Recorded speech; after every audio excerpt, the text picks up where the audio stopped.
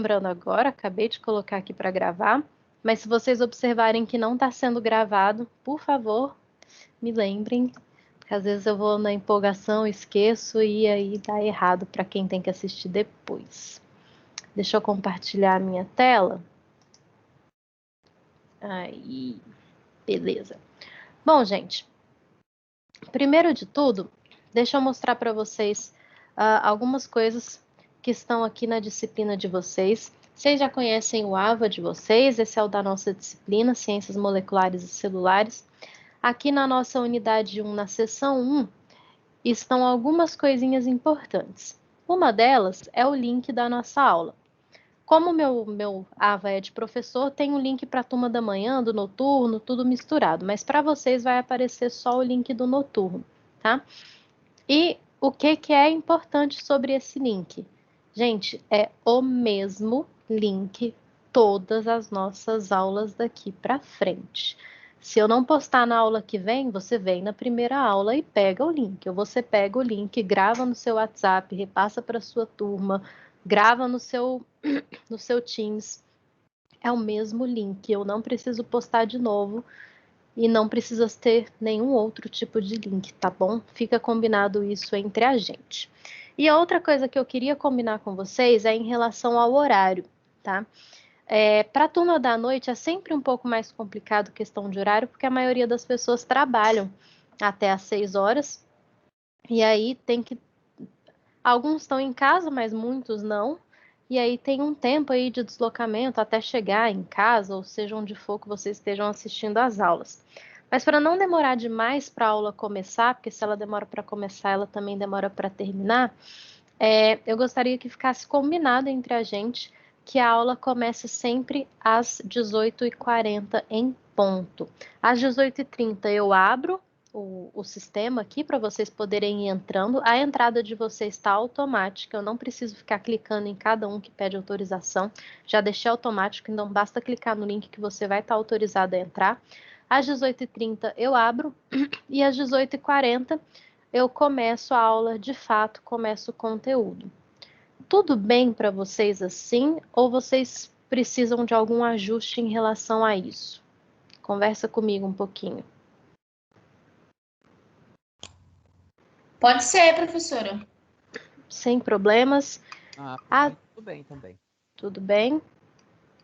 Então fica combinado. Que aí eu sou pontual, vocês são pontuais, tudo dá certo na nossa vida.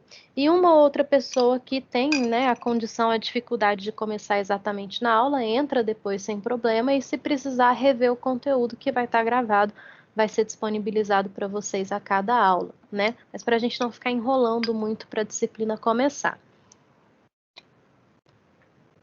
E o último recado em relação ao AVA é que vocês já têm uma atividade para ser feita. Tá aqui. Tarefa 1, tem uma atividade para vocês aqui. Como eu sei que vocês ainda estão com dificuldades em relação ao AVA, tem gente que ainda não tem a disciplina, tá no sistema, mas está sem a disciplina, tá com a disciplina errada, eu sei dessas coisas que acontecem no começo do semestre. Essa atividade está num Forms, no formulário do Google que eu criei. Então, quem tiver acesso ao AVA, ou depois os representantes, se os alunos não tiverem tendo acesso ao AVA, vocês podem me perguntar, vocês podem falar comigo que eu envio o link do Forms para vocês, tá?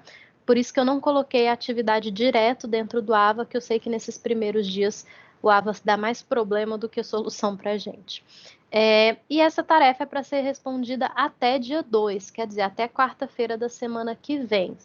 É uma tarefa simples, eu juro, só precisa de um pouco de leitura, um pouquinho de pesquisa, e ela vale 500 pontos, para a gente já inaugurar aqueles 1.500 pontos que vocês têm de tarefas avaliativas, tá bom?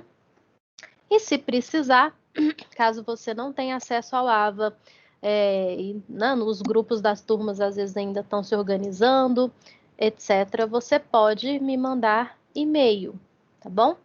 Me manda um e-mail e fala, professora, eu sou da disciplina tal do matutino ou do noturno e eu não estou com acesso à atividade que você passou. Me manda o link por aqui.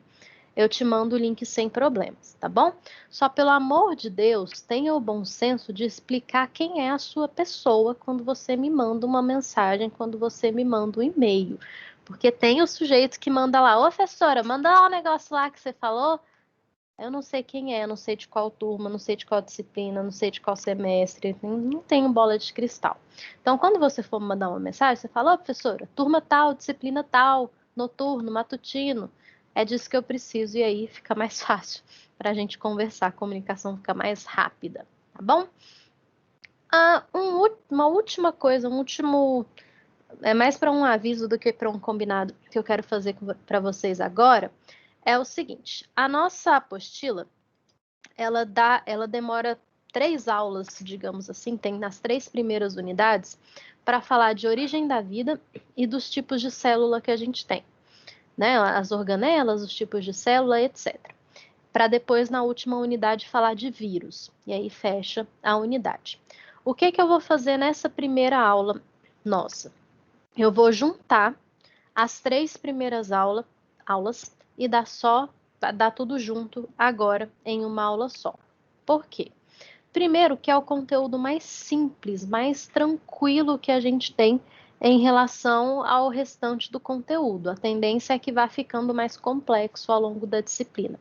Então, esse conteúdo é tão simplesinho que é muito tranquilo de ser acumulado em mais de um conteúdo em uma aula. Outro motivo pelo qual eu faço isso, pelas experiências que eu já tive, é que as unidades e as sessões lá do AVA de vocês são divididas certinho pelo número de aulas que vocês têm. Só que tem a semana acadêmica que vocês não têm aula, tem o dia que fica reservado para prova que vocês não têm aula e tem adversidades aí que pode acontecer. Pode ter um dia que eu acordo com a garganta inflamada sem voz nenhuma, pode ter um dia que não tem energia na minha casa para eu dar aula. E aí, nesses dias que não tem como ter aula por algum motivo, acaba que acumula conteúdo lá para o final do semestre e é justamente o conteúdo mais pesado, mais detalhado, mais difícil. Então, eu prefiro acumular essas 3 aulas hoje e ter uma sobrinha para caso alguma coisa aconteça, caso a gente não tenha uma aula, isso não altere nada no nosso cronograma, na nossa vida, tá? Então, hoje são as 3 primeiras aulas lá, as 3 primeiras sessões, que sessão 1, 2 e 3, tá bom? Da apostila de vocês. Aí já fica, é um conteúdo muito simplesinho. Tudo bem? Tudo certo? Alguém tem alguma dúvida? Quer falar alguma coisa antes de eu começar o conteúdo propriamente dito? Deu? Tá bom. Eu esqueci de me apresentar direito, né? Acontece com uma certa frequência também. Outra coisa para falar para vocês, que às vezes eu falo muito rápido, eu fico meio empolgada e aí eu vou falando, e aí ainda mais longe de vocês, que eu não tô vendo as caras de vocês, a cara de dúvida, a cara de pânico que às vezes vocês fazem. Pode falar de vez em quando, professora, fala um pouco mais devagar, professora, repete tal parte que não ficou muito claro. Fiquem à vontade para se comunicar comigo, tá bom? Pode abrir o microfone quando vocês quiserem. Se quiser usar o recurso aí de levantar a mãozinha para eu chamar vocês, fiquem à vontade. Não saiam da aula com dúvida. Se tiverem curiosidade, se tiverem conteúdo para trazer para a aula, para a gente conversar, a nossa aula fica ainda mais rica quando isso acontece. E Oi, professora. Oi, fala. Lembre de mim? Eu vivia perguntando a cada segundo uma coisa. Quem tá falando? Não tem seu nome? Uai, sério? É Marta. De manhã eu mudei pra noite agora. Oi, Marta, tudo bom? Tudo bom. Você que lute, né? Você mexe de novo comigo. Vive perguntando demais. Ai, mas é legal, eu gosto, porque aí a nossa aula flui, fica interessante. Às vezes vocês falam uma coisa que eu não estava lembrando de falar, justamente porque eu tenho muita coisa para falar. Vamos interagir, eu gosto. Tá bom? Então tá bom. Então, vamos começar. Professora, quais outros cursos tem aqui com a gente?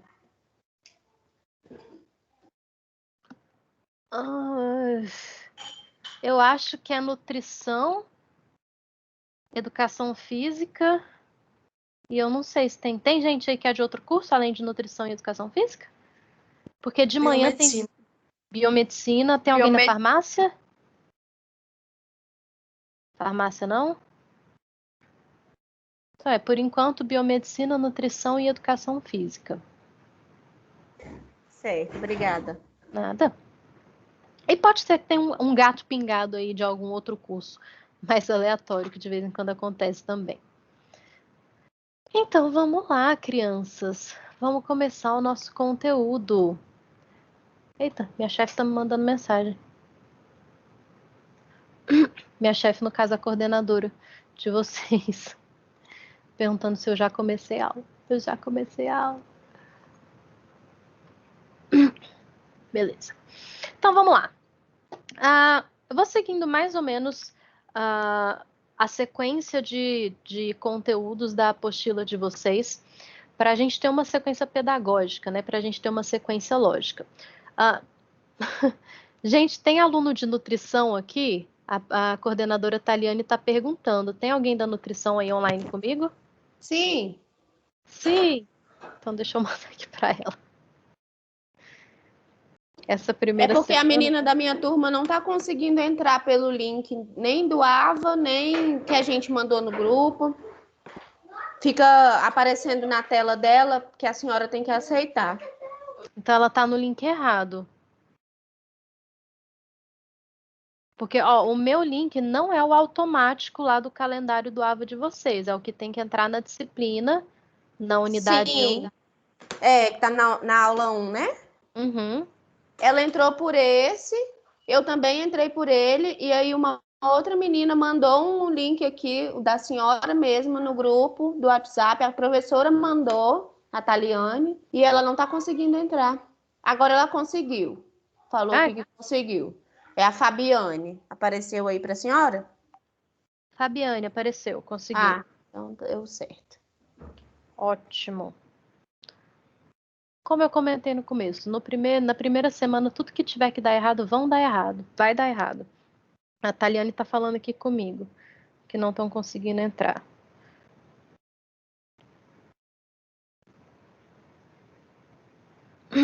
Não sei por que acontece esses erros. Mas acontece sempre. Nos primeiros dias, nas primeiras semanas, não é nenhuma novidade. Pronto. Agora vai dar certo. Aí, quem chegou agora, sejam bem-vindos. Vamos começar o conteúdo. Eu esqueci de me apresentar de novo, tá vendo? A gente vai falando. O nome disso é dislexia, para quem não conhece. Meu nome é Lorena. Eu já vi que um ou outro já teve aula comigo aí. Eu sou formada em Educação Física, eu tenho mestrado em Educação Física, eu tenho especialização em treinamento de força e musculação e eu faço uma segunda graduação em Fisioterapia. Então, tudo que é de corpo humano, do funcionamento do corpo e do movimento humano me interessa muito. E por algum motivo eu gosto desse conteúdo, dessa disciplina, que é uma mistura de bioquímica, biologia molecular, fundamentos biológicos, né, mistura essas coisas. Eu gosto, gente, de bioquímica, eu gosto dessas coisas, eu gosto de entender como que a célula funciona, como que o nosso corpo funciona. Algumas pessoas têm um pouquinho de pavor, assim, mas não tenham.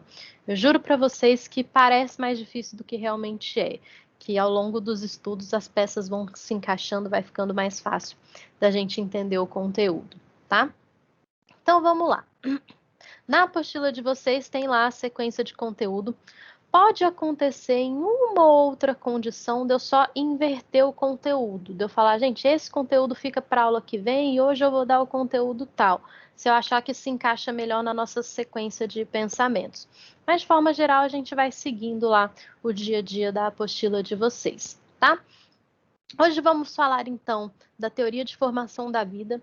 Então, a forma pedagógica como a apostila de vocês veio é justamente começando bem do zero, de como teria surgido a primeira forma de vida, a primeira célula, para daí as coisas irem ficando mais complexas, até chegar lá em DNA, em reprodução humana e por aí vai.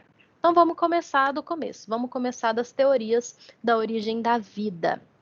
A primeira teoria que o Ocidente mais o Ocidente conhece como possível fonte da vida, como surgimento da vida, vem das teorias religiosas, vem baseados no livro do Gênesis da Bíblia, que é adotado aí tanto pelo islamismo, quanto pelo judaísmo, quanto pelo próprio cristianismo, já que esse livro é do Velho Testamento, é mais antigo do que o próprio Jesus Cristo, digamos assim. Então, por que eu estou falando do Ocidente? Porque lá no Oriente, se a gente olhar para o Japão, para a China, para a Índia, que não são países com tanta influência cristã, existem outras hipóteses para a formação da vida, também religiosas. Então, o criacionismo veio antes do método científico que a gente conhece hoje, de todos os estudos que a gente conhece hoje, já que esse livro é mais antigo que Cristo, né? Tem mais de 2000 anos de idade aí. Então veio a primeira teoria da formação da vida. O criacionismo é a história que está na Bíblia do surgimento do mundo, da Terra em 7 dias, e depois Adão e Eva, dentre outras coisas. Yasmin, você quer falar comigo? Não? Tava só espreguiçando? Tá bom. Não, calma, não, travou aqui. Para saber se esses slides você libera antes da aula. Antes da aula, é muito difícil eu conseguir postar os slides, porque eu costumo mexer neles até a hora da aula. Quando eu termino antes, eu disponibilizo antes. Mas é mais provável que eu disponibilize depois, tá bom? Tá bom, obrigada. Mas vai ser disponibilizado no final. Então, o criacionismo é essa origem religiosa, a forma religiosa de se explicar como surgiu a vida. Não é um método científico, não é a teoria mais aceita pela ciência, não é a hipótese mais aceita pela ciência, é a hipótese religiosa e não científica. A próxima hipótese que existe é chamada de panspermia.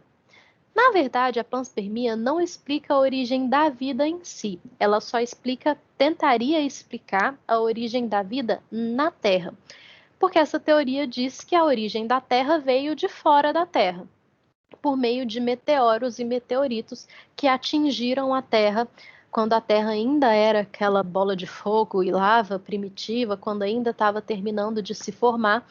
Teriam caído meteoros e meteoritos dentro da atmosfera, e esses meteoritos teriam matéria orgânica, teriam aminoácidos e outras matérias orgânicas compostas de carbono, e daí essas primeiras matérias orgânicas conseguiram evoluir e virar o que é hoje.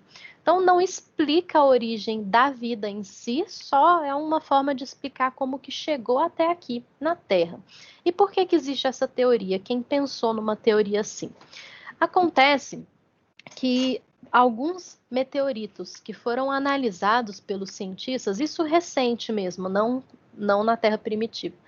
Quando eles analisaram os meteoritos, eles observaram que havia matéria orgânica nos meteoritos e que, portanto, existe matéria orgânica fora da Terra.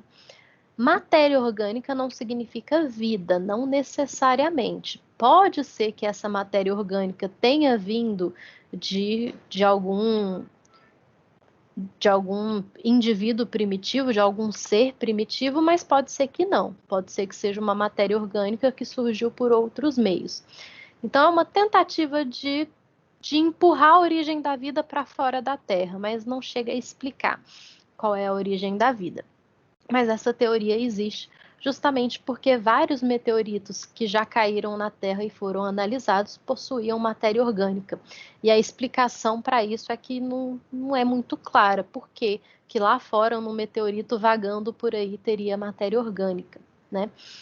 E mais para frente, lá nos anos 50, ou antes disso, dois cientistas, Oparin e Haldane, formularam uma teoria sobre a Terra primitiva. Então, quando tinha lá a Terra primitiva, quando a Terra ainda estava se resfriando, não sei se vocês já viram essa teoria da origem da Terra, mas a Terra era uma mistura de magma, né, de lavas e de oceano, e não tinha a atmosfera que tem hoje com oxigênio, tinha muitos gases nocivos, como metano, como os enxofres, e por aí vai. Nessa atmosfera primitiva e quente, existiam muitas tempestades elétricas, existiam muitos disparos de descargas de energia elétrica.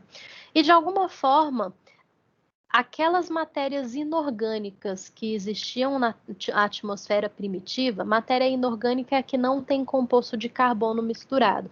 Então, o ferro, o cobre, o magnésio, o carbono solto, só o carbono, essas matérias inorgânicas, quando sofreram descargas elétricas, sofreram alterações moleculares e se transformaram em matérias orgânicas. Então, o carbono que antes estava só na atmosfera, como o CO2, o CO, né, o gás carbônico, ele de alguma forma se misturou a outros elementos, fazendo com que esses elementos se tornassem orgânicos. Essa foi a teoria que essa dupla de cientistas formulou, essa hipótese. E essa teoria foi corroborada, foi meio que confirmada em 1953 por outros dois cientistas, o Milley e o Urey, que estão aí. Eles tentaram reproduzir em laboratório o que seria aquela atmosfera primitiva mais as descargas elétricas que existiriam naquela época. E eles conseguiram transformar elementos inorgânicos em elementos orgânicos. E aí, a partir daí, eles falam que essa primeira hipótese do Oparin e do Haldane é muito plausível, pode ter sido exatamente assim que a matéria orgânica surgiu e, a partir daí, talvez os seres vivos teriam surgido. Claro que primeiro de maneira primitiva, um ser de uma única célula, muito simples, até que foi se desenvolvendo, chegando no que é hoje, né? O que não conseguiram fazer ainda? Ainda não conseguiram pegar essa sopa primordial, que é o vapor com os aminoácidos e a descarga elétrica, e daí surgir vida propriamente dita. Nunca surgiu uma bactéria, um vírus, qualquer coisa desse experimento. Então, assim, explica a origem da vida até um certo ponto. A partir daí, se presume, né, se faz conclusões, se faz inferências de como que a vida teria se desenvolvido a partir daí. Mas completamente isso ainda não foi reproduzido. E talvez não seja, talvez a gente não saiba de algum elo perdido, de algum elemento perdido que teria dado essa chave, essa possibilidade da matéria orgânica se transformar em vida propriamente dita, né? E corroborando essas hipóteses do avanço da evolução da vida, existem duas hipóteses acerca de como que essas primeiras formas de vida, o mais primitivas possível, né, conseguiu se desenvolver de alguma forma. Existe a teoria, a hipótese heterotrófica, significa que são seres que não produzem o seu alimento. Tá? Seres heterotróficos não conseguem produzir a sua própria energia. Eles precisam consumir energia que outro ser produziu e aí ele tem energia para sobreviver, para fazer as suas funções. Basicamente, todos os mamíferos, todos os répteis, o reino animal é heterotrófico. Nós não produzimos a nossa própria glicose, não do nada, né? A gente precisa comer, a gente precisa beber água e aí a gente tem os elementos para as nossas células produzirem ATP, que é o tipo de energia que a gente tem dentro da nossa célula. Mas se a gente não tiver comida e se a gente não tiver água, a gente não sobrevive. O nosso corpo sozinho não produz tudo que ele precisa para sobreviver, a gente precisa ingerir. Só que alguns seres mais primitivos, porém, de certa forma, mais eficientes, são capazes de produzir o seu próprio alimento, de certa forma, do nada, digamos assim. Não precisam consumir uma glicose, não precisa comer, não precisa beber para produzir o seu próprio alimento, que são os seres heterotróficos, são autossuficientes, são autônomos em relação à necessidade de energia. Algumas bactérias têm essa característica, são esses seres bem primitivos. Alguns fungos têm essa característica de produzir a energia que ele mesmo precisa sem ter que consumir outro ser vivo. Essa energia pode vir do sol, por exemplo. Então, existe a quimiossíntese, eu pego a luz do sol e transformo a luz do sol com alguns outros elementos em energia. Então, não preciso de outro ser vivo. O sol não é um ser vivo, né?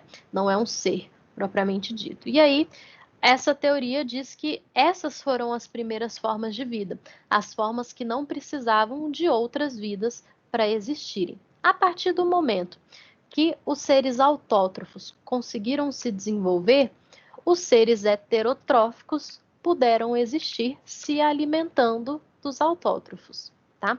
É o que essa teoria diz. E aí, voltando lá para o experimento da sopa primitiva, que o Stanley, o Miller e o Urey fizeram para tentar corroborar aí com o Oparin e o Haldane, eles fizeram um experimento assim. Pegaram água do oceano, que seria algo o elemento natural mais parecido com o que existia naquela época, e botaram fogo, botaram para ferver esses elementos da água do oceano. Por quê? Porque naquela época a Terra ainda não tinha se resfriado, era um ambiente quente e um ambiente rico em água, né? Do vapor que rolou dessa ebulição, esse vapor foi circulando por esse aparelho até que esse vapor chegou num ponto em que ele sofreu descargas elétricas. Então, meteram um choque no vapor que estava passando por ali. Depois eles recondensaram esse vapor para ele ficar líquido novamente, e aí eles coletaram essa amostra depois que essa amostra passou por esse processo. E eles observaram que, na primeira etapa, quando ainda era um vapor primitivo, existia elementos inorgânicos, existia a própria água, existia metano, hidrogênio, nitrogênio, o hidrogênio como molécula sozinho, o CO4, o CO2, etc. E depois que foi passado por esse processo, eles observaram que houve compostos orgânicos que foram modificadas as moléculas e foram criados compostos orgânicos. E daí que se corrobora essa teoria da sopa primitiva, tá? Só que daí, para composto orgânico, né, para um simples composto orgânico, um aminoácido muito primitivo, para isso virar um ser complexo, uma célula pelo menos, essa parte aqui não se consegue reproduzir. Mas existem as teorias tentando explicar como que esse processo aconteceu. A teoria diz o seguinte: desse processo das descargas elétricas e compostos inorgânicos, quando os compostos orgânicos surgiu também os primeiros aminoácidos, certo? E desses aminoácidos, algumas dessas moléculas conseguiram se juntar de uma forma, com um formato e com uma estabilidade tão eficiente que ficaram formados. Então, foram os primeiros aminoácidos. E esses primeiros aminoácidos teriam tido a capacidade de se duplicar. Então, hipotetiza-se que os primeiros aminoácidos teriam sido os primeiros materiais genéticos que foi criado aí no nosso planeta. E o material genético, a característica deles é que ele conseguia se duplicar. Então, eu tinha um pedacinho de material genético que conseguia virar 2 iguais. E daí conseguia se multiplicar. Foi possível existir a síntese proteica. E por que isso foi possível? Porque quando eu tenho a combinação de alguns aminoácidos que vão formar um material genético, esses aminoácidos conseguem dar ordens de produzir outros aminoácidos iguais ou parecidos com eles. e é daí que teria surgido os primeiros materiais genéticos com a capacidade de se autoduplicar. Só para lembrar, o nosso DNA, que é a de fita dupla aqui, é formado pela timina, a citosina, a adenina e a guanina. A uracila está presente apenas na fita de RNA e não no DNA.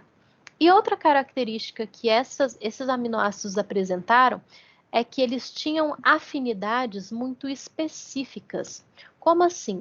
A adenina tinha uma afinidade específica com a timina. A adenina não se liga com a guanina nem com a citosina, ela só se liga com a timina, aumentando a estabilidade dessa molécula. Ao mesmo passo que a guanina se liga com a citosina, tá? Para vocês gravarem, dica que eu tive quando eu era estudante, para gravar aqui, a adenina sempre se liga com a timina e a guanina sempre se liga com a citosina. Eu gravei como Agnaldo Timóteo. Nem sei se vocês sabem quem que é ou foi esse cara, não sei nem se ele está vivo ainda. Mas Agnaldo Timóteo, adenina, timina e Gal Costa, guanina, citosina, sempre nos mesmos pares. Então, eu mesma, quando eu paro para lembrar quem liga com quem, Agnaldo Timóteo, Gal Costa, Agnaldo Timóteo, Gal Costa. É uma maneira fácil de vocês lembrarem dessa combinação aí, tá bom? E aí, com essa hipótese do surgimento dos primeiros materiais genéticos o mais primitivos possíveis, mas já com capacidade de se autoduplicar, os pesquisadores acreditam que em algum ponto esse material genético conseguiu se encontrar com moléculas de fosfolipídios. Então, o fósforo também tem uma afinidade bem alta com os lipídios, se ligando a eles e formando uma estrutura estável também. E aí, quando eu tenho um material genético que se encontrou com muitas moléculas de fosfolipídios, esses fosfolipídios conseguiram envolver o material genético formando uma membrana. Lembra da membrana fosfolipídica que forma as nossas células? Então, essa teria sido a primeira célula surgida aí no universo. O material genético simples e condensado que encontrou uma membrana para protegê-lo e para não permitir que o material genético fosse alterado, fosse danificado por qualquer fator ambiental. A membrana se torna eficiente para separar o que pode ter contato com o material genético e do material genético que é produzido, o que pode ser espalhado para o ambiente. Então, daí teria surgido a primeira célula, tá? Material genético envolvido por uma membrana. Mas ainda era uma célula muito primitiva, e até onde a gente viu ali era uma célula que não era capaz de gerar a sua própria energia, era muito limitada nas suas funções. E aí vem uma outra teoria, chamada teoria de simbiose, que explica o surgimento de outras estruturas mais complexas na nossa célula. O surgimento da mitocôndria, quando a gente fala de célula animal, e o surgimento do cloroplasto, quando a gente fala de célula vegetal. Primeiro, lembrando, o que é uma relação simbiótica? A simbiose é quando todo mundo ganha, todo mundo lucra, diferente do parasitismo, que só o parasita lucra e o hospedeiro pode morrer. A simbiose, os dois estão bem, um precisa do outro, um dá o que o outro quer e recebe o que precisa. É uma relação muito harmônica, né? E aí, para a célula animal, a teoria é que existiam bactérias aeróbias, ou seja, que tinham a capacidade de usar oxigênio para produzir energia. Em algum momento, essa bactéria aeróbia se encontrou com essa célula primitiva e essa célula permitiu que a bactéria entrasse nela, porque tinha uma relação de ganho. O núcleo e as outras estruturas da célula forneciam, ajudavam, protegiam essa bactéria, davam o oxigênio que ela precisava, equilibrava a questão de pH com os H+, essas coisas, e a bactéria fornecia energia, fornecia ATP para essa célula ser mais eficiente. E aí, a partir do momento que existiu essa fusão, existiu uma evolução muito grande dessas células primitivas, porque aí elas se tornaram mais eficientes por ter a própria maneira de produzir energia, né, e trocar figurinhas com essa bactéria. Essa bactéria teria se tornado o que hoje a gente chama de mitocôndria. Então, essa é a possível origem da nossa mitocôndria, tá? Da mitocôndria que está presente principalmente no reino animal, mas também no reino vegetal. E a teoria para células vegetais é que uma cianobactéria, muito presente nos oceanos até hoje, teria conseguido se encontrar da mesma forma com uma célula e teria se transformado mais para frente em cloroplasto. O que a cianobactéria era capaz de fazer? Quimiossíntese, pegar a energia do sol e transformar em energia para aquela célula usar. E aí virava a mesma troca, só que em vez da célula ser animal, era uma célula vegetal. Essa teoria ela é bem aceita, principalmente em relação à mitocôndria, que ela tenha tido uma origem diferente da célula propriamente dita, porque a gente tem que lembrar que o DNA da mitocôndria é diferente do DNA do núcleo da célula. E o que explica duas coisas dentro da mesma célula terem DNAs diferentes é que em algum momento a origem dessas duas coisas foi diferente também, tá? Então, é a explicação que a gente tem para a mitocôndria ter um DNA próprio, só dela, diferente do DNA que está no núcleo da célula, tá bom? E aí, como que começou a ter, como que as células começaram a se diferenciar, principalmente entre célula vegetal e célula animal? A célula vegetal com os cloroplastos que vieram das cianobactérias e as células animais com as mitocôndrias que vieram de bactérias aeróbias. Acredita-se que o cloroplasto, presente na célula vegetal, é muito eficiente em utilizar a luz do sol, utilizar CO2 para produzir energia.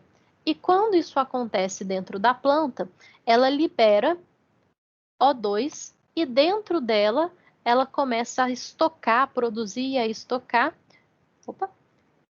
glicose.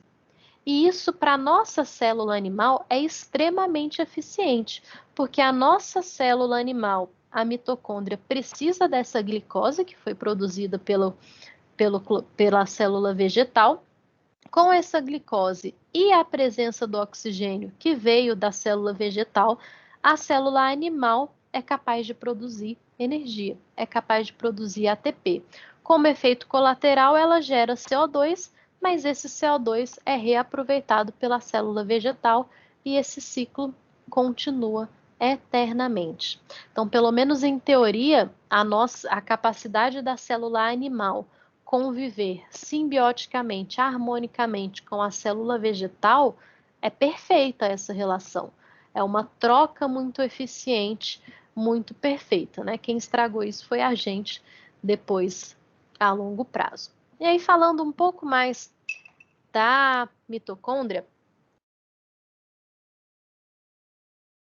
para a gente lembrar um pouquinho das estruturas dela, essa daqui é uma imagem de microscopia eletrônica, é o algo mais próximo que a gente consegue chegar de visualizar as organelas. A microscopia eletrônica, ela é preta e branca.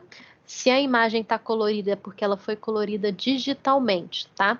Então, a gente não sabe se tem cor nas organelas, que para enxergar precisa da microscopia eletrônica e a microscopia é preto e branco. Ela não enxerga cores, tá? Então, a mitocôndria está aqui. Ela tem uma membrana externa e uma membrana interna que protege a crista mitocondrial. Dentro da crista mitocondrial, eu vou ter o material genético próprio da mitocôndria, tenho ribossomos, porque a mitocôndria precisa sintetizar algumas proteínas para fazer as suas funções lá dentro, e tem a matriz mitocondrial, que é como se fosse o citoplasma, só que dentro, né, específico dentro da mitocôndria, tá? Por que a mitocôndria tem esse espaço aqui entre a membrana interna e a membrana externa? Porque no processo de respiração celular, quando eu pego lá a glicose, o oxigênio, e tem aquele ciclo todo para transformar aquilo em ATP, em energia, eu preciso desse espaço entre as membranas para lançar os H+, para que esse H+ seja capturado ali para ser reaproveitado ou transformado em água mais para frente. Então, não é um espaço vazio sem utilidade. Tudo que tem ali na mitocôndria tem um porquê e tem uma função, tá? Essa outra foto aqui também é de microscopia eletrônica, enxergando aí como que é a mitocôndria de forma um pouco real, né, mais de perto. E aí, dentro da mitocôndria, a gente tem o processo real de respiração celular. Vamos lembrar que o ato de inspirar e expirar, né, é um processo de ventilação. É uma forma de mandar oxigênio para dentro e de botar CO2 para fora. Mas quem faz o processo de respiração celular propriamente dito é a mitocôndria, né? É um processo intracelular, acontece dentro da célula. Eu não vou falar do processo de respiração celular hoje, mas só para vocês lembrarem que ele existe e que a gente vai falar disso mais para frente. A gente vai falar de ciclo de Krebs, aquela coisa maravilhosa que eu sei que vocês gostam. Então, existe aí toda uma lógica para que a gente seja capaz de gerar energia no nosso corpo, e para que a gente seja capaz de gerar energia pela mitocôndria, alguns elementos são indispensáveis. Um deles é a presença de oxigênio. Se não tem oxigênio, o processo de respiração celular pela mitocôndria não vai acontecer. E a outra coisa que a gente precisa é glicose disponível. A glicose vira piruvato e daí o processo acontece da respiração celular. Como consequência desse processo, nós temos, como um efeito colateral, nós temos 3 coisas sendo produzidas pela mitocôndria. O CO2, que é o que a gente exala, né, quando a gente expira, o ATP, que é a energia que vai ser usada pelas nossas células, e a água, que vai servir para equilibrar o pH local ali, para não deixar o pH ali ficar ácido, e também para deixar o nosso corpo reciclando elementos, né? Nesse processo de respiração, estão vendo que tem muito H? Aí eu pego um H junto com oxigênio, vira água, principalmente para estabilizar o pH. Especificamente sobre pH, a gente vai falar mais para frente, tá? Não é um ciclo tão simples, é um ciclo complexo. São mais de um ciclo, na verdade, né? Tem o ciclo de Krebs, a cadeia respiratória, o primeiro ciclo que é a glicólise. Só um detalhe que eu vou mostrar para vocês aqui é que, dependendo da literatura, tem literatura que mostra que todo esse processo de produção de energia usando a mitocôndria vai ter um saldo de 38 ATPs, mas vão ter bibliografias, literaturas que vão trazer para a gente que esse saldo é, na verdade, de 36 ATPs, tá? Nenhum dos dois está errado. A forma de interpretar essa produção final de energia é que é diferente nas literaturas. Então, só para você saber que pode ser que você ache 38 ATPs, pode ser que você ache 36 ATPs, dependendo da literatura que você lê, tá bom? Deixa eu só trocar de slide, não acabou. É que a aula continua em outro slide. Gente, por enquanto tá indo, tá tudo bem? Tem alguma dúvida, alguma angústia? Quer falar alguma coisa? Professora? Tá dando para absorver legal, sim, professora. Tá, se tiver muito rápido, vocês avisam. Fala quem começou. Você disse que a inspiração e a expiração não é a respiração celular em si, né? Mas é o quê? Eu esqueci o nome da palavra. Ventilação. É.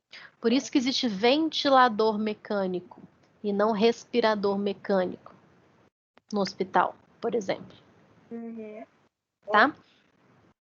Vocês não precisam ser muito cri-cris em relação a isso. Tipo, alguém falando, nossa, eu estou com dificuldade de respirar. Você não está com dificuldade de respirar, você está com vontade de ventilar, porque quem respira é a sua... Não precisa ser assim. Mas só para vocês saberem que, né, é diferente, que as coisas são como são. Mais alguém?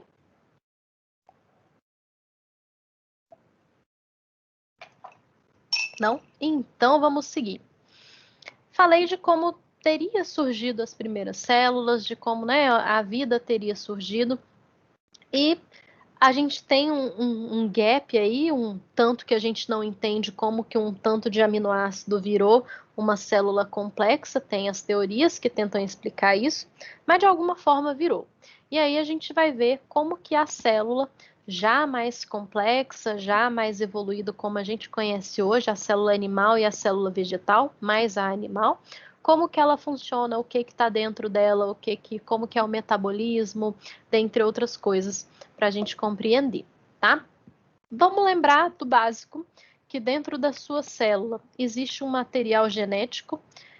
Esse material genético pode ou não ser protegido por um núcleo, vai depender do tipo de célula que nós estamos falando.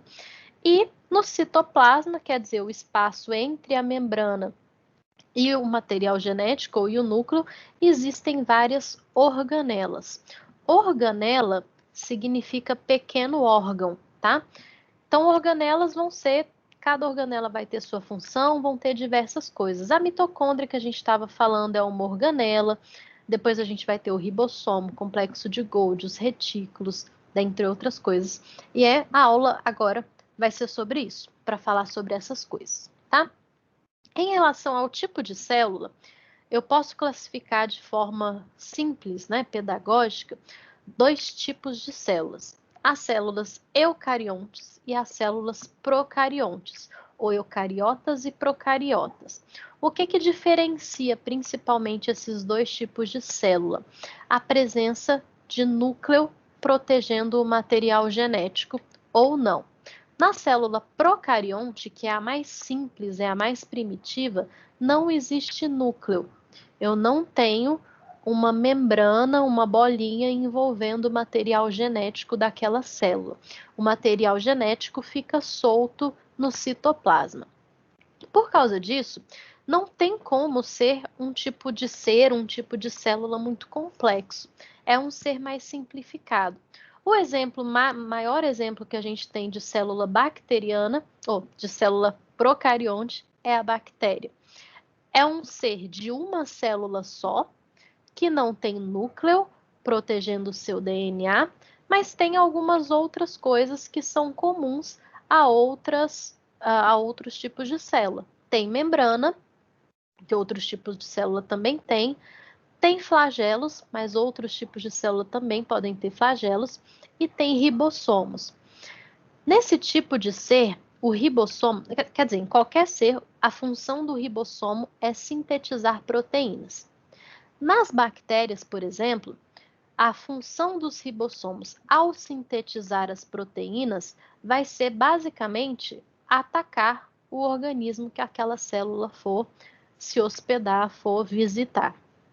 Então a célula começa a liberar proteínas que vão atacando o organismo, ao mesmo tempo que os ribossomos também vão sintetizar o material genético da célula, da bactéria, para que ele comece a se multiplicar e se espalhe pelo organismo. É uma característica bem marcante aí das bactérias. Vamos lembrar que células procariontes são necessariamente unicelulares, ou seres procariontes são necessariamente de uma célula só. Se tem mais de uma célula, já é um ser mais complexo, já não é do tipo procarionte. O procarionte é o mais primitivo mesmo, tá? E aí as eucariontes, que têm estruturas um pouco mais complexas, para começar tem mais de uma célula compondo esse ser, ele vai possuir mais organelas, além de possuir um nucleolo, que é algo que protege o núcleo, tá? Então, a célula eucarionte, ela vai ter o material genético, o DNA, que fica bem condensadinho dentro da célula eucarionte, e vai ter um envoltório protegendo esse material genético. E algumas células ainda vão ter mais um envoltório protegendo muito bem esse núcleo, né? É uma característica marcante das células eucariontes. Além disso... Ai, peraí.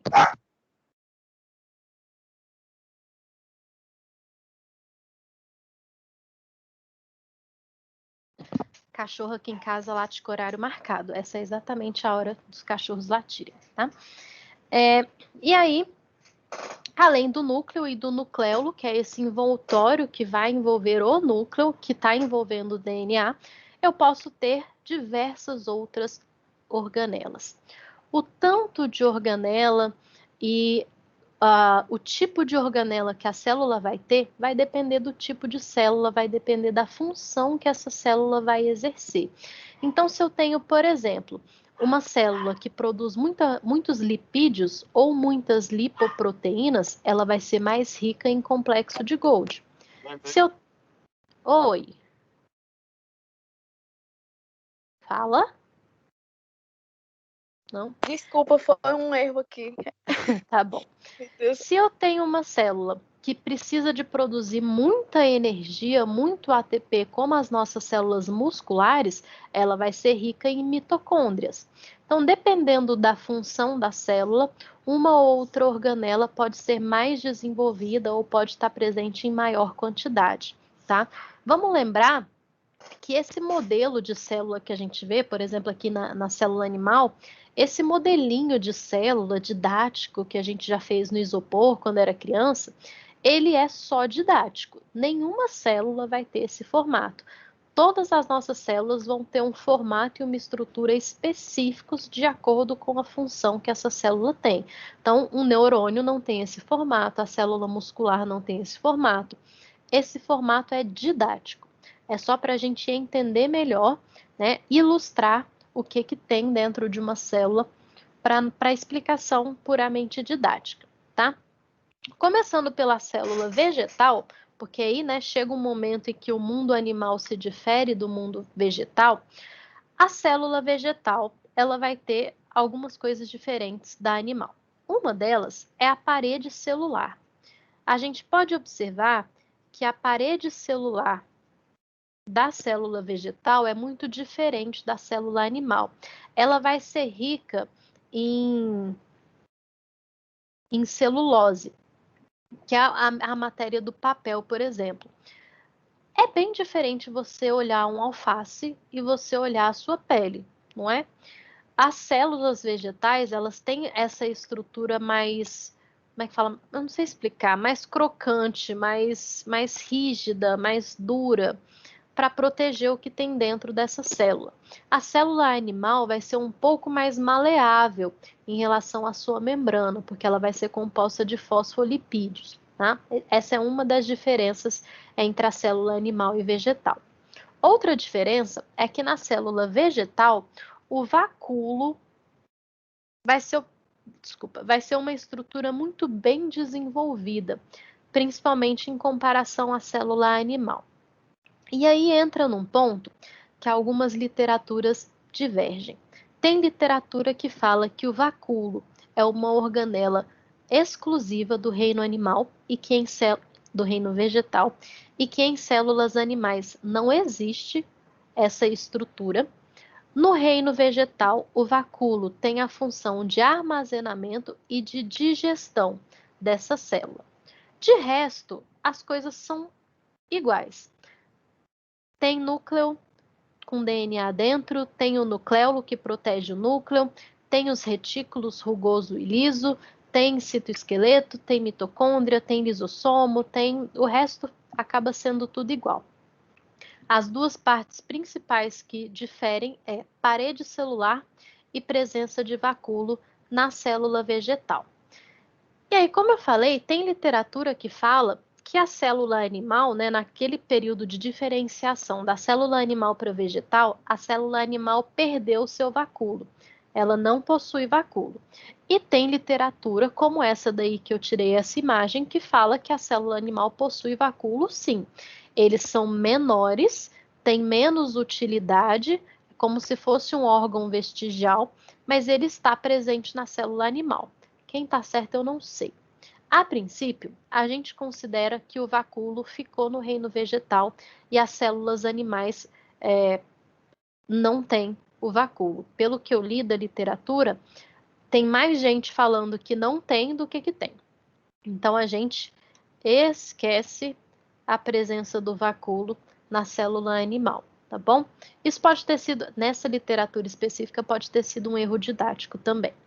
E aí, a célula animal, lembrando das diferenças principais, possui uma membrana plasmática, que aqui não vai ser composta, não vai ser rica em celulose, vai ser rica em moléculas de fosfolipídios, lipídios que são ligados à molécula de fósforo, formando uma coisa só.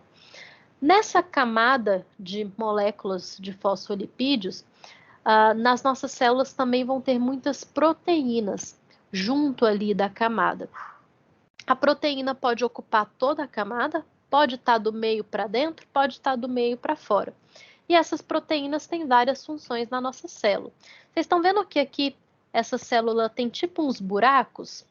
Não existe buraco na nossa célula, mas existem portas, existem entradas. Essas entradas são proteínas que têm essa função de deixar entrar ou sair determinadas substâncias. E algumas proteínas ficam ligadas à membrana, tipo apontada assim para fora, que funcionam como receptores. As suas células de defesa, por exemplo, são ricas em proteínas na sua membrana, porque quando passar por esse receptor algum tipo de patógeno, por exemplo, um vírus, uma bactéria, essa célula de defesa vai identificar que aquilo está esquisito e vai se reunir com a galera para lutar contra aquele patógeno, por exemplo, né?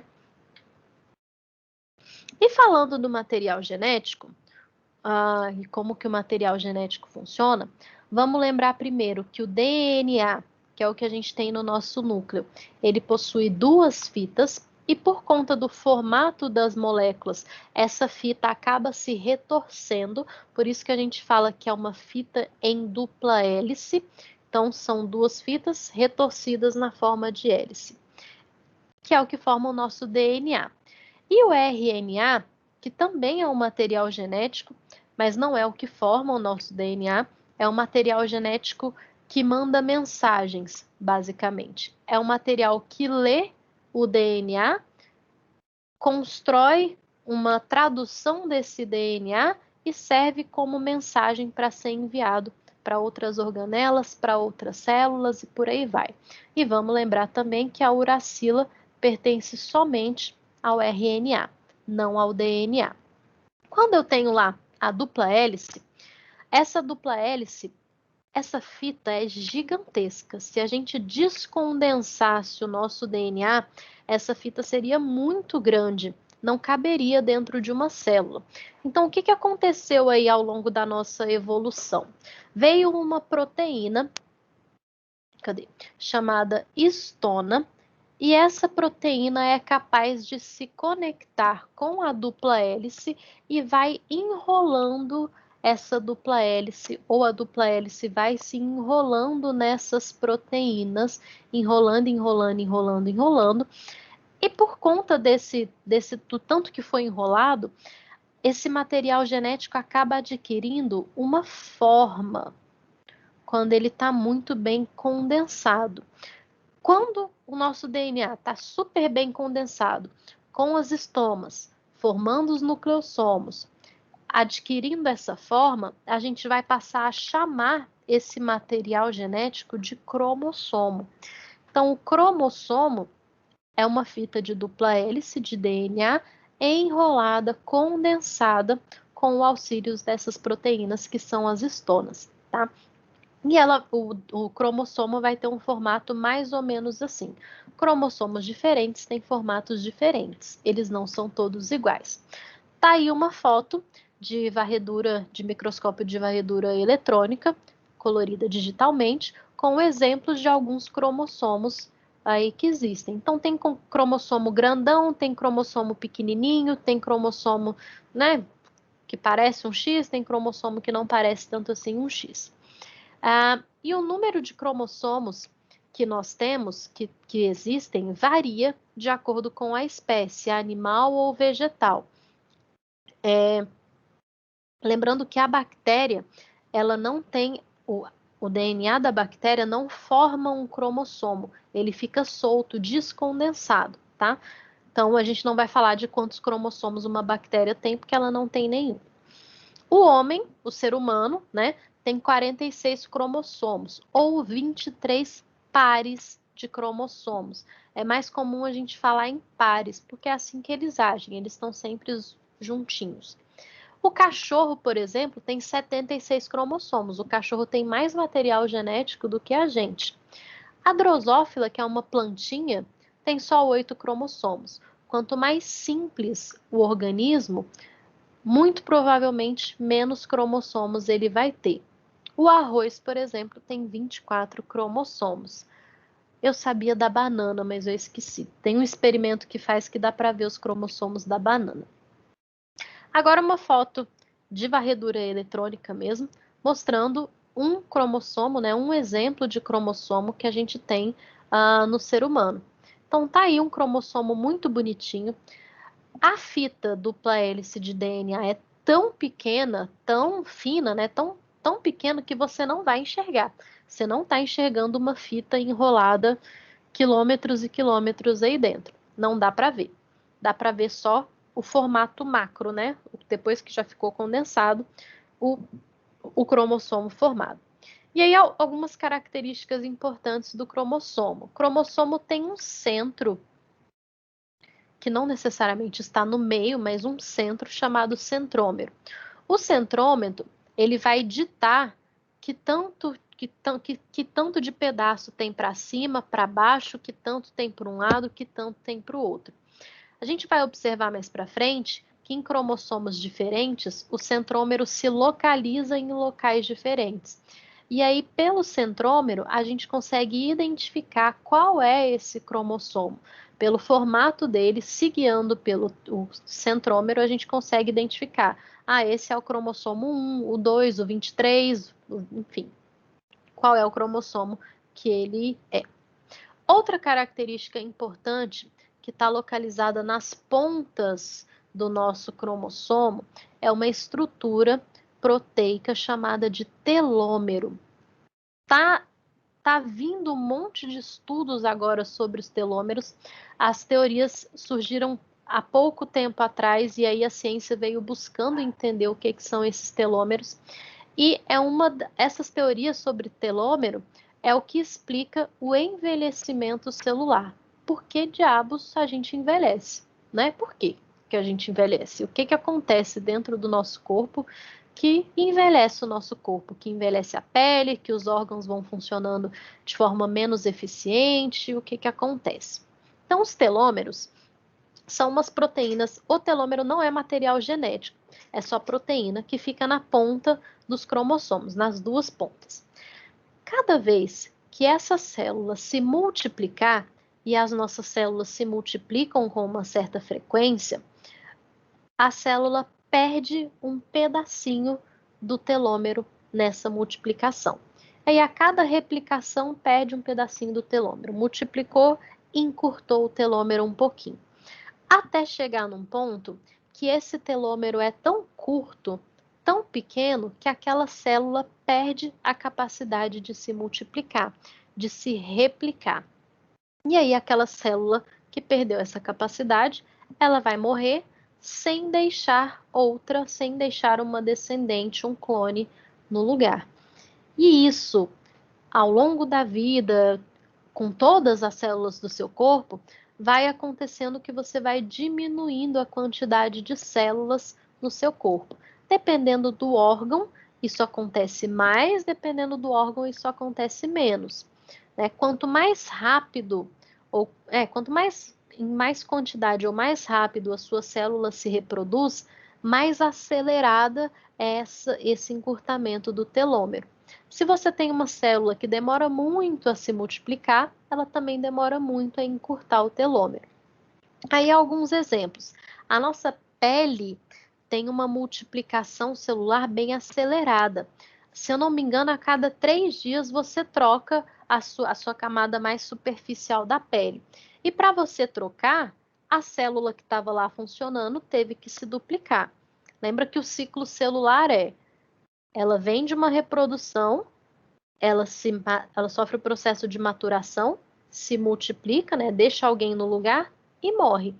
Todas as nossas células têm a morte programada, o processo de apoptose. E aí, quando a célula morre, ela deixa outra no lugar. Só que se o telômero já tiver encurtado, ela não vai deixar outra no lugar. E aí vai diminuindo a quantidade de células funcionando, eficientes aí no seu corpo.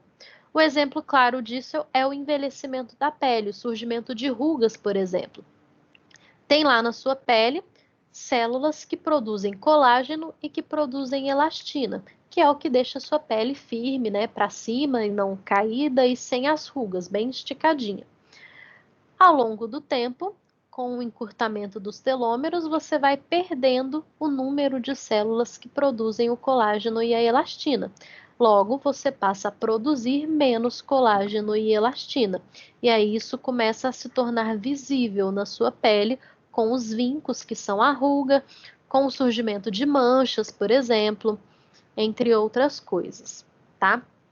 E aí, o que seria a solução, então?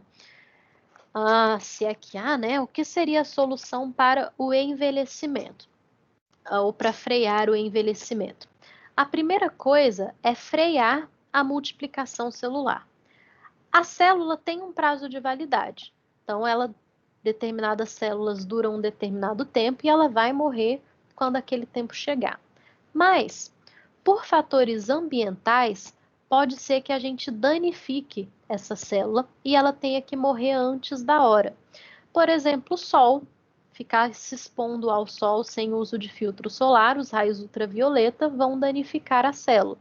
E aí ela vai ter que morrer antes da hora.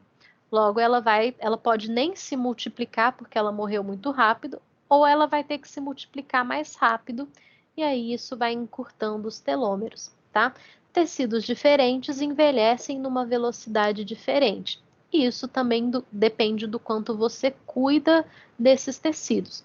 Eu posso fazer uma amostra, né? Um tecido da minha pele do rosto e da minha pele do braço.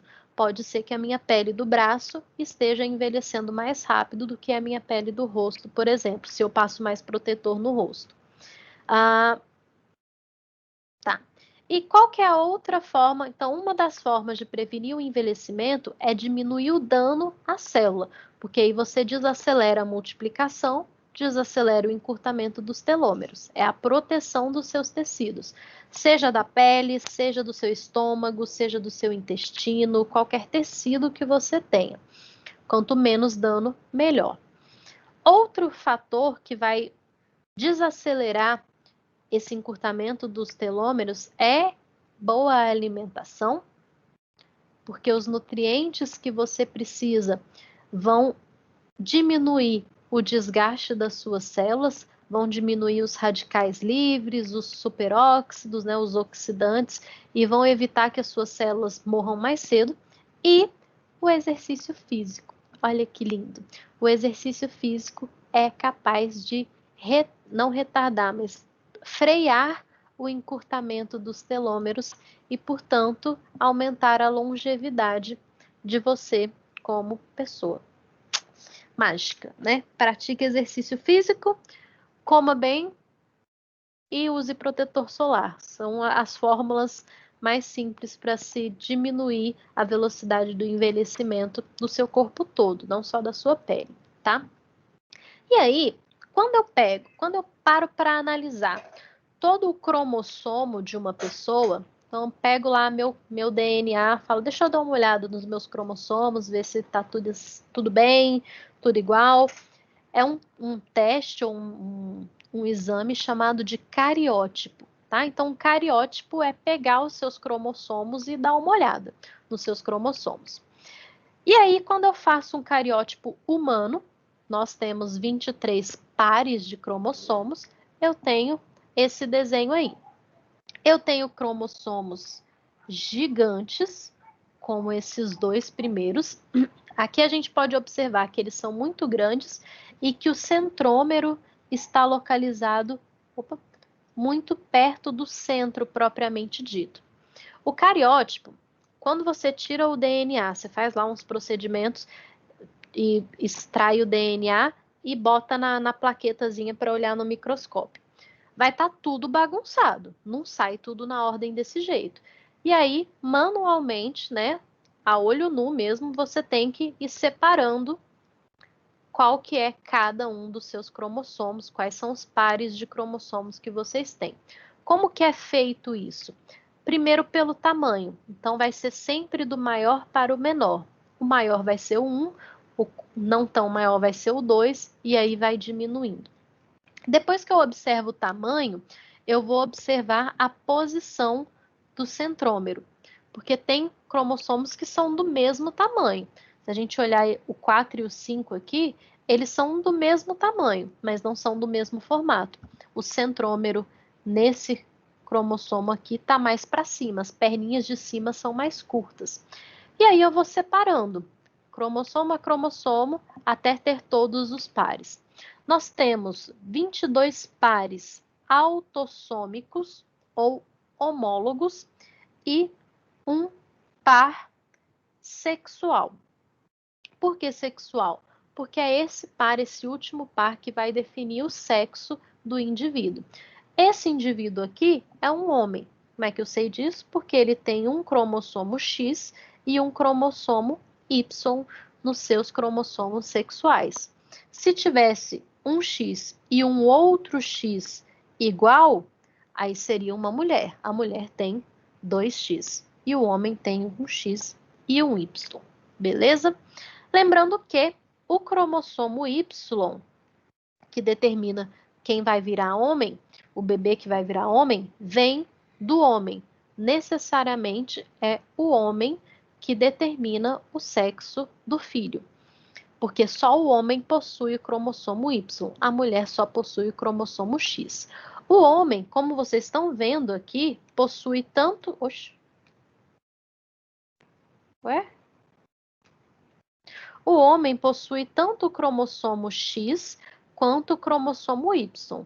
Logo, no espermatozoide do homem, vai ter espermatozoide que contém o cromossomo X, vai ter espermatozoide que contém o cromossomo Y. Qual que vai ganhar a disputa para chegar primeiro e romper o óvulo é que vai decidir o sexo do bebê, tá? E aí, por exemplo, aí uma curiosidade, o cromossomo X dá para ver aqui que ele é maior do que o Y, certo? Então, o espermatozoide que contém o cromossomo X, que vai formar uma menina, ele é mais pesado, ele tem mais peso molecular do que o espermatozoide que contém o cromossomo Y, que é petitinho. Então, o espermatozoide que contém o X, ele vai ser mais lento para conseguir chegar até o óvulo, porque ele é mais pesado. Porém, a vantagem é que ele é mais resistente. É tipo devagar e sempre. É devagar, mas vai chegando onde tem que chegar. O Y, o espermatozoide que contém o cromossomo Y, ele é mais rápido, porque ele é mais leve, ele precisa de menos energia para sair correndo até alcançar o óvulo. Em compensação, ele é menos resistente, ele morre mais fácil, tá? Então, ele é o rapidinho, mas que pode morrer no meio do caminho. E é aí que se baseiam até algumas técnicas que algumas são crendices puras, outras têm um sentido científico para a mãe escolher se ela vai engravidar de um menino ou de uma menina. Você não consegue escolher perfeitamente, mas você aumenta a probabilidade daquele filho gerado ser ou uma menina ou um menino, tá? Dependendo da época do ciclo menstrual, se o pH da vagina está mais ácido, por exemplo, é mais fácil de ser menina, porque o cromossomo, o espermatozoide com o Y é mais sensível, ele pode morrer no caminho. Enfim, tem algumas técnicas aí que é possível usar para aumentar a probabilidade de ter um menino ou uma menina. Eu não sei de todas as técnicas, eu posso perguntar para minha amiga que é bióloga, depois ela conta para vocês, tá? E aí, para que eu faço o cariótipo, né? Em que casos que eu faço o cariótipo? Provavelmente vocês nunca nem fizeram, vocês nem sabiam que existia esse negócio. Quando o bebê nasce, não tem o teste do pezinho? Fura o pezinho lá no calcanhar, bota a gota de sangue num papelzinho e leva para fazer alguns exames.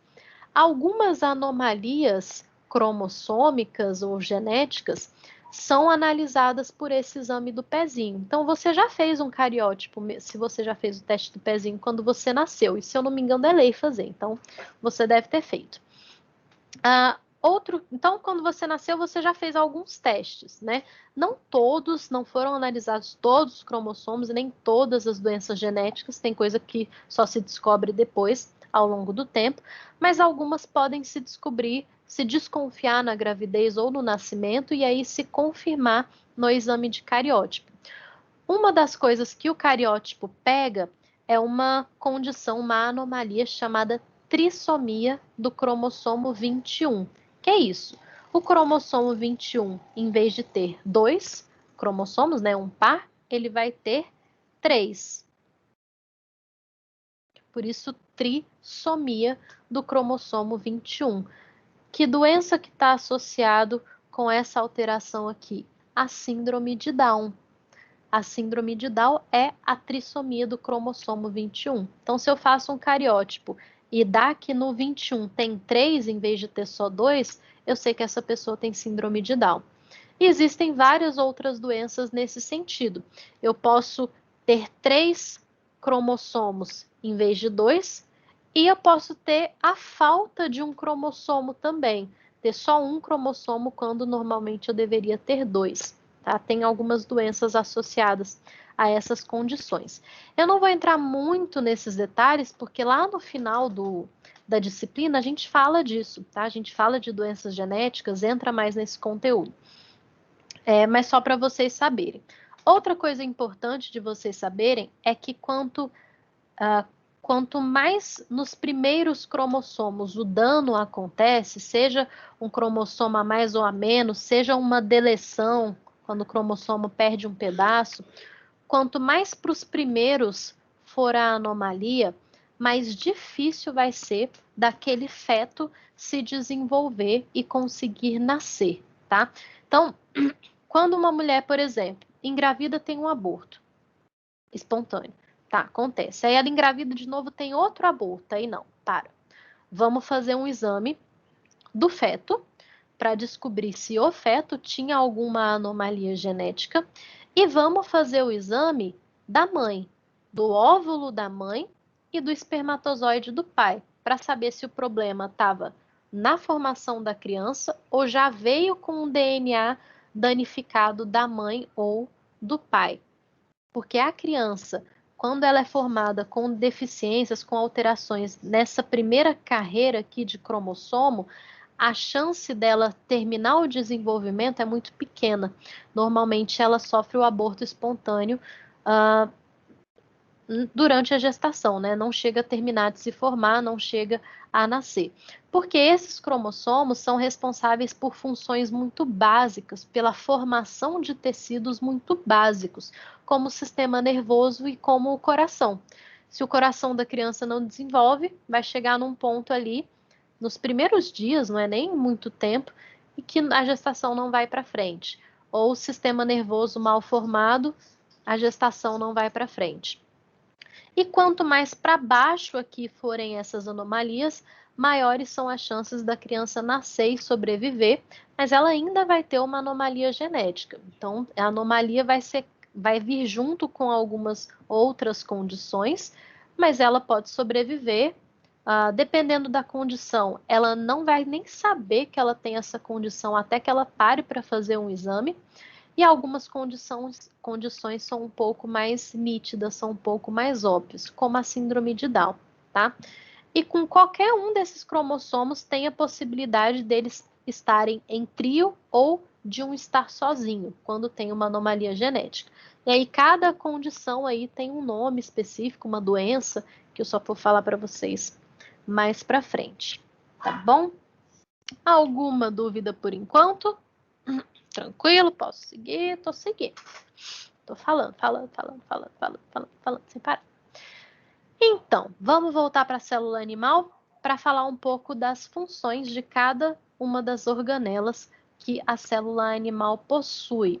Antes de ficar no slide aqui, deixa eu mostrar uns vídeos bem legais que eu tenho. Deixa eu só lembrar aqui qual que é qual. Eu falei do DNA, né? Vamos lembrar como que funciona o enovelamento desse DNA. Eu sei que fica travando um pouquinho para vocês, sorry. Então tá aí o DNA de vocês, vou tentar não mexer para não atrapalhar. Vem um serzinho, uma histona e começa a enrolar o seu material genético. Então, uma fita que era muito comprida, agora ela começa a ser encurtada, ela começa a ficar condensada, petitinha, para poder caber de forma eficiente dentro do seu núcleo. Essas proteínas que chegaram enrolando são as histonas que eu mostrei lá no slide. Oh, gente. Que pena que tá travando para vocês. E aí vai se enrolando, tipo aqueles fios de telefone antigo, sabe? Fica uma bem enroladinho, tipo um cabelo cacheado. Vai enrolando, até ficar na forma de cromossomo. E quando a gente afasta bem, mais ainda, né, desses cromossomos, aí, a gente observa dentro da célula, dentro do núcleo, esse processo aí. Essa célula tá viva, né? Vocês não estão vendo ela mexer direito, mas ela tá funcionando. Ela tá fazendo o processo de replicação celular. Então, deixa eu ir mostrando o vídeo parado, que aí vocês não perdem. Então, aqui no meio, ó, eu estou observando todo o material genético dessa célula condensado no meio da célula. Quando isso acontece, significa que essa célula está em processo de divisão celular. Vem todo o material para o meio da célula e depois esse material começa, ó, a se afastar.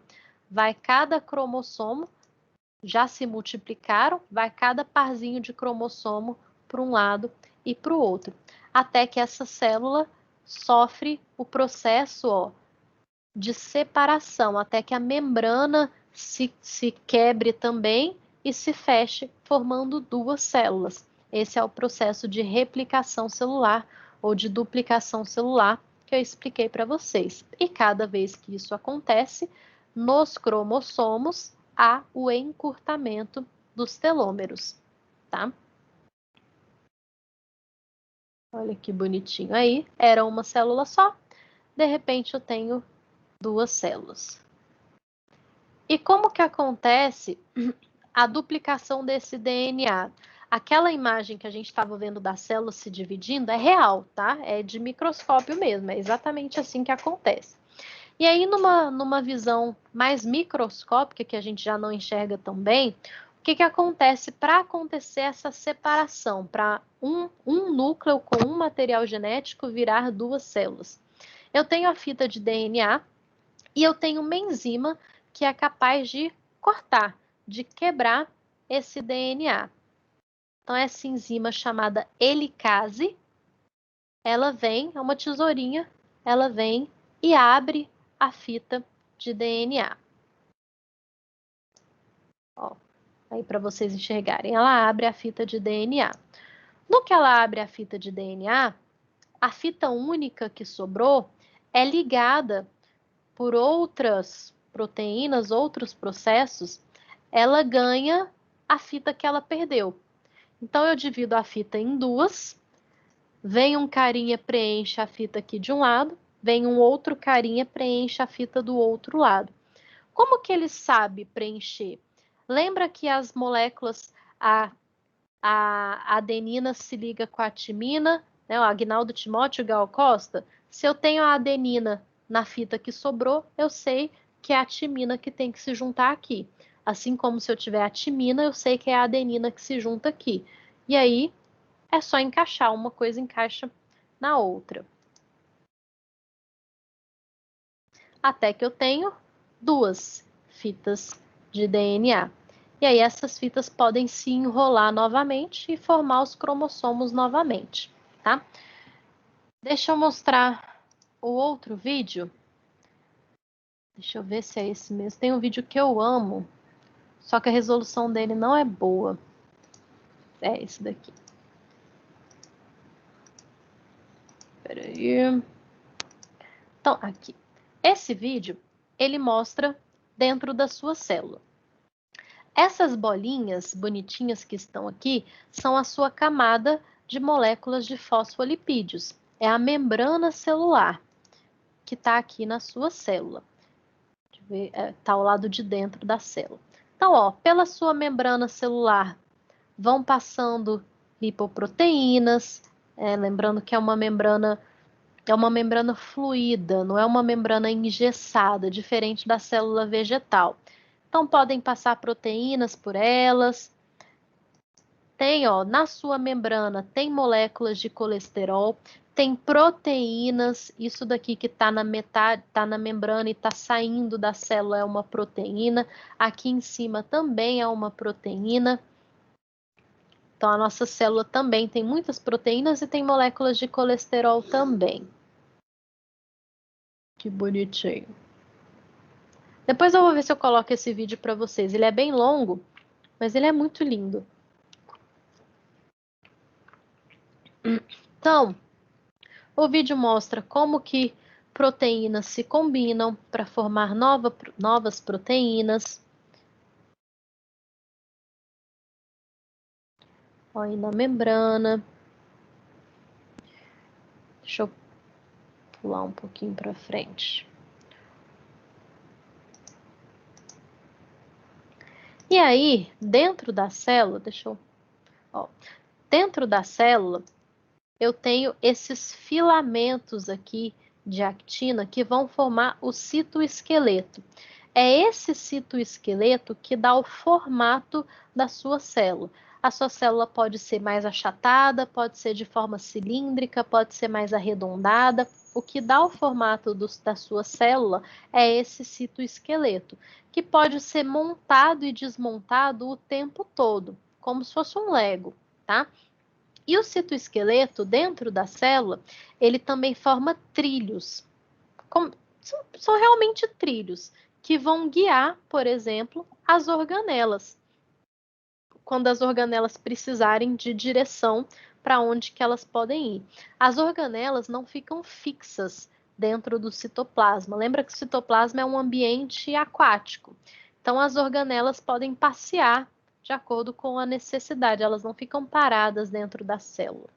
Os microtúbulos formando trilhos também, um outro tipo de trilho, e eles também ajudam a formar o citoesqueleto, para a célula ter o formato específico. Olha que coisa mais linda! Uma vesícula. Vesícula é um pacotinho que carrega alguma coisa dentro. A vesícula pode estar carregando lipídio, pode estar carregando glicose ou glicogênio, pode estar carregando um neurotransmissor, pode estar carregando um monte de coisa. Aqui a gente não sabe porque é só um desenho ilustrativo. Mas como que essa vesícula vai percorrer, vai ir de onde ela foi produzida, por exemplo, no complexo de Golgi, até o núcleo, ou vai ser levado para fora da célula, para ir para fora da célula. Uma proteína vai carregar, que coisa mais linda, vai carregar essa vesícula. Uma proteína motora. Gente, é muito lindo. Olha as mitocôndrias andando também pelos microtúbulos. como guias, né? Passeando, é tudo lindo dentro da célula. Claro que essas são imagens o mais aproximadas possíveis, né? Não dá para saber se é realmente assim. Os centríolos são a estrutura que vão guiar a divisão celular para garantir que o tanto de cromossomo vai para um lado, vai para o outro. Fale, Yasmin. É só para saber que a vida desse carinha que carrega o pacotinho aí não é tão fácil assim, né? Sempre tem alguns bloqueios do caminho, certo? Certo, certo. Mas, como é que eu vou falar? Até que é um sistema que funciona bem. Assim, eu vou ter problemas quando eu tenho invasores naquela célula. Quando essa célula está funcionando normalmente, eu não vou ter problema nesse processo, não. É mais fácil eu ter um problema na produção do que está dentro daquela vesícula do que no transporte daquela vesícula. Entendeu? Entendi, é porque meu microfone ele tá querendo ir de primeira aqui, né? Tá bom. Ai, gente, eu não sei se vocês perceberam, é porque eu tenho que ficar desligando. Porque de um lado eu fico estudando e do outro meu irmão fica jogando. Aí para vocês não escutar um garoto gritando, aí eu fico desligando. Eu super te entendo. Eu tenho um marido que joga. Pode desligar o microfone, não tem problema não. Tem uma outra coisa aqui. Ó, o complexo de Golgi, como que ele é, as vesículas que ele libera. Então, pode ser que aquela proteína motor estivesse carregando uma vesícula que ele que produziu. Entre as outras estruturas que estão aqui. Depois eu disponibilizo esse vídeo para vocês, porque ele é muito bonitinho para vocês enxergarem tudo que eu estou falando. Porque esse é o tipo de coisa que não tem como eu mostrar, né? Só tem como vocês têm que confiar em mim no que eu estou falando. Não tem como eu pegar um microscópio e mostrar para vocês tudo que eu estou falando. E, infelizmente, essas estruturas só são pouco vistas por microscopia eletrônica, e o microscópio eletrônico é um troço gigante, caríssimo, que meros mortais não têm acesso, tá? Mas lembrando, vocês já viram isso no ensino fundamental, vocês já viram isso no ensino médio, pode ser que vocês já tenham visto aqui na faculdade, provavelmente vocês esqueceram. Então vamos lembrar o que tem na célula e qual que é a função de cada coisa que está na célula. A gente tem um núcleo. O núcleo é o chefe, dentro do núcleo é onde está o material genético, que é o livro da vida. Então, no livro da vida estão as instruções de como que aquela vida tem que funcionar. O núcleo serve para proteger esse livro da vida. Mas para que essas instruções cheguem a algum lugar, cheguem nas organelas, nas outras células, precisa sair alguma coisa desse núcleo. O que sai desse núcleo? Proteínas. Então, eu tenho um carinha chamado ribossomo, que está presente em vários lugares, né, em várias áreas. Tem ribossomos dentro do núcleo. O ribossomo vai ler o código da vida, vai ler as instruções e vai produzir proteínas com essas instruções e vai mandar para fora essas instruções do que tem que acontecer com aquela célula, como que o metabolismo daquela célula precisa ser organizado, tá?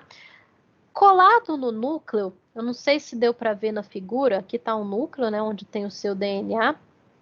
Colado no seu núcleo existe um retículo, que vai fazer mais ou menos assim no núcleo, saindo do núcleo. Existe um retículo.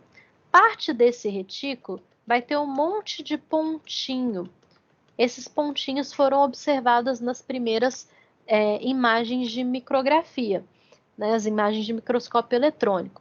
Depois se descobriu que esses grânulos, esses pontinhos, eram ribossomos. Tá? Então, a primeira parte do retículo endoplasmático, que é a parte mais próxima do núcleo, vai ser chamado de retículo granuloso ou rugoso, justamente porque ele é rico em ribossomos. E qual que é o papel do ribossomo? Sintetizar proteínas. Logo, essa primeira parte do retículo endoplasmático, que é a que está mais próxima do DNA, tem a função de sintetizar proteínas. O retículo, ele continua. Ele ainda continua, ele é bem grande. Só que chega num ponto que ele perde esses ribossomos, que ele perde os grânulos e ele se torna liso. E qual vai ser a função do retículo endoplasmático quando ele se torna liso? Sintetizar lipídios, tá? Lembra? Liso, lipídio. Para vocês não esquecerem, ok? Então, na primeira parte, sintetizo proteínas, aqui eu sintetizo lipídios. Para que eu sintetizo lipídio? Porque tem hormônio que precisa de lipídio, a membrana da célula precisa de lipídio, o que você come às vezes vira gordura e precisa ser armazenado na forma de lipídio, e aí é esse retículo endoplasmático que vai ter essa função de produzir lipídios, tá? O ribossomo eu já falei que sintetiza proteínas, ele está presente dentro do núcleo, ele está presente no retículo endoplasmático rugoso e ele está solto pelo citoplasma também. É uma das organelas presentes em maior quantidade, tá? As mitocôndrias, que vão estar em algum lugar, né, com a estrutura mais ou menos assim, eu sou ótima desenhista, vão ter a função de respiração celular, ou seja, vão usar a glicose e o oxigênio que você disponibiliza para produzir ATP, que é a nossa moeda energética. Tem um cara chamado complexo de Golgi, que ele vai ter um formato parecido com o retículo, ele vai ser mais ou menos assim, com umas vesículas saindo, sendo liberadas por ele. Qual que vai ser o papel do complexo de Golgi? O retículo liso produziu lipídio. O retículo rugoso produziu proteínas. Vai ter glicose ou glicídios disponíveis ali no citoplasma. O que o complexo de Golgi consegue fazer? Misturar essas coisas. Então, ele consegue pegar uma proteína que veio lá do retículo, pegar um lipídio que também veio do retículo e transformar numa lipoproteína. Ou ele pode pegar um carboidrato, pode pegar uma proteína e transformar numa glicoproteína. E outra coisa que ele é capaz de produzir, que é fundamental para a nossa sobrevivência, é o glicogênio. Glicogênio é uma molécula gigante de glicose. Aliás, várias moléculas de glicose juntas, até 30.000 moléculas de glicose juntas, formam uma molécula de glicogênio. Então, é uma forma eficiente de eu armazenar glicose, de eu armazenar energia. E onde que estão os complexos que mais produzem esse glicogênio e que armazenam esse glicogênio? No seu fígado e na sua célula muscular. O seu fígado, porque ele vai precisar liberar glicose para todo o seu corpo de tempos em tempos. Né? Depois de um tempo que você come, a glicose começa a baixar e aí o fígado vai lá e libera o glicogênio para ser quebrado na forma de glicose. E o seu músculo precisa de glicose quase o tempo todo e de forma rápida. Então, ele tem ele tem guardado um tanto de glicogênio para virar glicose para você usar quando você usa o seu músculo. Aí depois que termina esse uso, você ressintetiza e armazena de novo esse glicogênio lá no músculo, tá? E outras áreas do corpo também têm glicogênio. A maior concentração é que vai ser no fígado e nos músculos. O centríolo são aqueles caras, aqueles parecem túbulos que vão organizar, direcionar a divisão celular. Então, quando tiver aquele momento que o DNA vai se separar e aí metade da célula vai para um lado, metade vai para o outro, quem vai garantir que vai o mesmo tanto de cromossomo de um lado para o outro, por exemplo, são os centríolos. Então, ele é essencial na divisão celular para a sua célula não ter erro e não correr o risco aí de ter uma má formação e você ter probleminhas, tá? Gente, alguma dúvida? Alguma angústia por enquanto?